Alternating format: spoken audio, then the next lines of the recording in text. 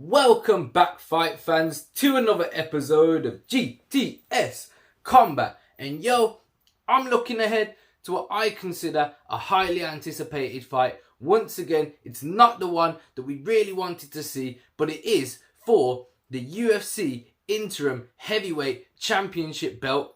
We've got Ciryl Gane coming in at 9-0, taking on the Black Beast, Derrick Lewis, who's 25, 7 losses, 1 no contest. And by the way, he's not 25 years old. I meant 25 victories, 7 losses, 1 no contest. So let's get into it. This one is going to be main event for UFC 265 on August 7th. For myself in the UK, it's going to be past midnight. It's going to be a late one, probably staying up till at least sort of 5 o'clock in the morning. So we're looking at the early hours of Sunday, the 8th of August for this one here. But somebody like myself, I'll probably be staying up as long as I've not got my kids that night. But let's get into it. UFC 265's main event. So Ciryl Gane, 9-0. Derrick Lewis, 25 wins, 7 losses, 1 no contest. Derrick Lewis nearly got as many losses that Ciryl Gane's got fights, pro MMA fights, on his record. Well, some may say, well, he's got a fair few losses. I say, people learn from their losses. They learn from their mistakes. Derrick Lewis, he's got the experience, I believe. He's got the experience to probably get the victory in this one. But it's not going to be as simple as that. You've got an undefeated fighter in Ciryl Gane, a very well-rounded opponent in Ciryl Gane, a guy who can technically strike, keep it on the feet, stay quite safe, evade shots, and point score at the same time. Pardon me. And he's been in the UFC since 2019. His first fight coming up against Rafael Pazoa. And he got a first round submission. So like I said, very well rounded. He's very good at, technically striking, staying safe, but still touching his opponent. And he's also got the capabilities to submit his opponent on the ground, because he's got quite a few submission victories on his record. He's got more submission victories than bloody knockouts, because he's also got a fair few decisions on there too. But yeah, then his second fight in the UFC against Dontel Myers, also a submission. This one came very late in the third round. 4 minutes 46 into the third round. So just 14 seconds left on the clock. And he got the submission victory. Then his next fight gets Tanner Boser. Now Tanner Boser, I'm sure we all know of him by now. At this point in his career, neither guy, Ciryl Gane or Tanner Boser, were very well known at all. But Ciryl Gane got his arm raised in a third round decision victory. A three-round fight, went to decision. Ciryl Gane got the victory. He then defeated Junior Dos Santos. We all know Junior Dos Santos, and he defeated him in the second round. Obviously, Junior Dos Santos was on a bit of a skid. It was one of them. It wasn't like the Junior Dos Santos of old times that we all know. But then he also went on to defeat Jairzinho Rozenstruik, another upcoming talent in the UFC. Went to decision. Ciryl Gane got his arm raised. Quite a bit of a boring fight, in my opinion. Wasn't exactly the fight I was hoping for, but this is where, we're starting to see what Ciryl Gane brings to the table. He's a very safe, cautious fighter, but it's worked for him. He's undefeated. He's never lost.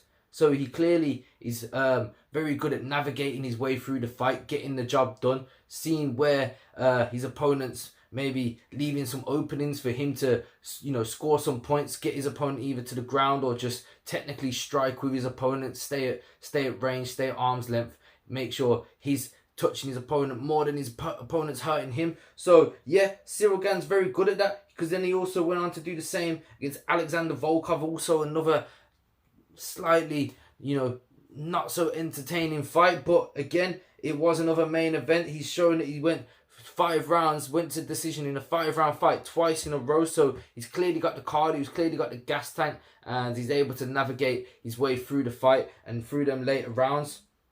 And through that, he's managed to get himself at 9-0 here in the UFC. Obviously, a couple fights before he joined the UFC as well. But 9-0 on his pro MMA record, and he's got this interim title shot against Derrick Lewis. And like I said, Derrick Lewis 25-7 on his record with 1 no contest. And Derrick Lewis at times has been a bit stop and start. He'll get a win, get a couple wins, then he'll get a loss, or maybe 2 even losses, back-to-back losses. Last time out we saw him knock out Curtis Blades in the second round.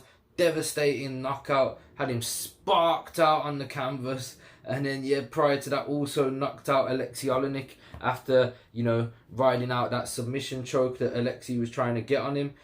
It wasn't ever really going to happen. Have you seen Derrick Lewis's neck? Like, come on. And then prior to that, you know, 3 rounds. Went 3 rounds with Ilir Latifi or Ilir Latifi. And then, you know, prior to that, beating Blagoy Ivanov and losing to JDS back in 2019. Also then losing to DC prior to that, but beating Alexander Volkov with 11 seconds left on the clock. The famous saying came from that, you know, my balls are hot. And then, yeah, prior to that, also defeating Francis Ngannou in that bit of a bore fest, bit of a snooze fest. So, yeah, like I said, he's had a bit of an up and down career because, you know, he's even got losses to likes of Mark Hunt, but then before that beat Travis Brown. So, yeah, Derrick Lewis has been around for quite some time. He's been in the UFC now since 2014. He's fought the best of the best. He's fought next to everybody in the UFC that they have on the heavyweight roster, and now he's here with an up and coming talent, 9-0 in Ciryl Gane.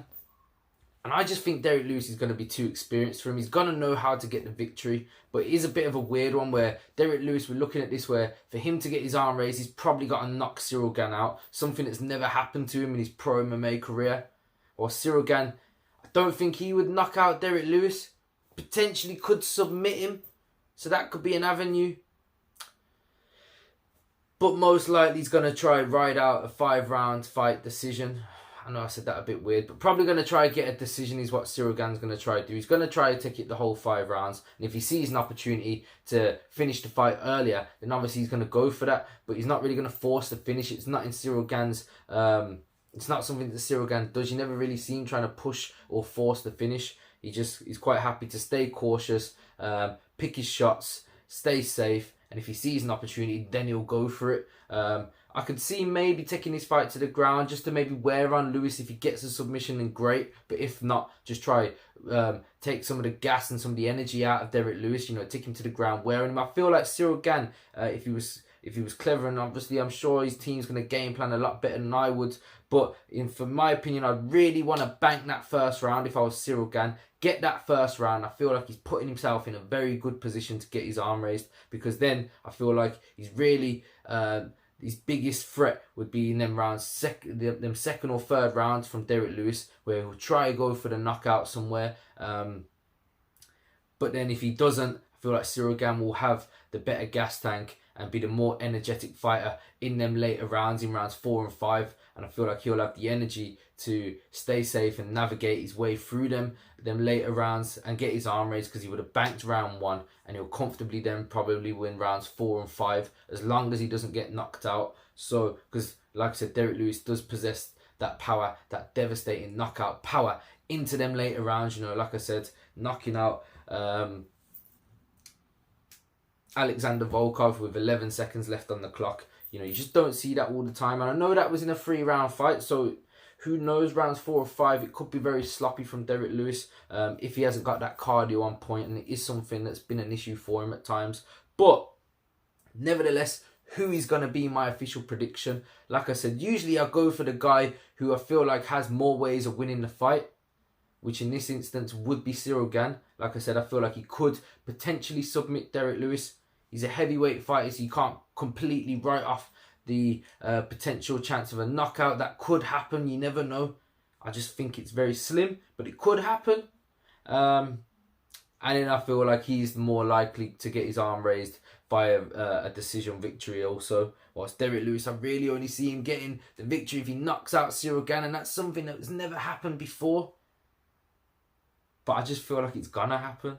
So rather than back the guy who's got the more potential ways of winning the fight, I'm backing the guy that I can just see it happening. Like, I just feel like he's going to be too experienced for Ciryl Gane. He's going to cause him a few issues. He's going to hit him and it's going to fucking hurt. So, I'm not sure Ciryl Gane's really had any sort of controversy, any points of where he's really had to dig deep and prove himself and show us something different. Whilst Derrick Lewis, he's been in there with the best of the best. Everyone the UFC's had to offer, he's been in there with them. He's seen everything that could potentially happen. He's not scared, he's not phased. But what does Ciryl Gane do when he gets fucking hit by a truck? Like, what does Ciryl Gane do when his legs turn to jelly? How does he ride through it? How does he react? You know, and we don't know. These are questions that we don't know the answers to. And I feel like Derrick Lewis, when he hits him, it's gonna hurt him. His legs could start to wobble. He could go spark out. That's what Derrick Lewis does, and I foresee it happening. I see Derrick Lewis not wanting to lose this opportunity to run it back with Ngannou. And I mean run it back in a sense where he already got the win over Ngannou. So he's seen Ngannou as the champ, and he's thinking, yo, I beat this guy, and I go back to fight this guy that I already beat for the belt. It's a no-brainer, but that will be a very different fight. And if it gets made, I'll definitely be doing a prediction on that one and letting you know exactly how I feel like that will play out, because I don't feel like it will play out completely like anything like the first one. We will not see a boring snooze fest again if them two step inside the octagon for a second time. But anyway, my official prediction for this one here, Derrick Lewis to get a third round stoppage, most likely a knockout. Obviously you could get a TKO, but Derrick Lewis to get the knockout or the TKO victory in rounds 3 is my official prediction. Let me know your official prediction in the comment section below. I've been your boy Jimmy. This has been GTS Combat. Like, comment, share and subscribe. Till next time.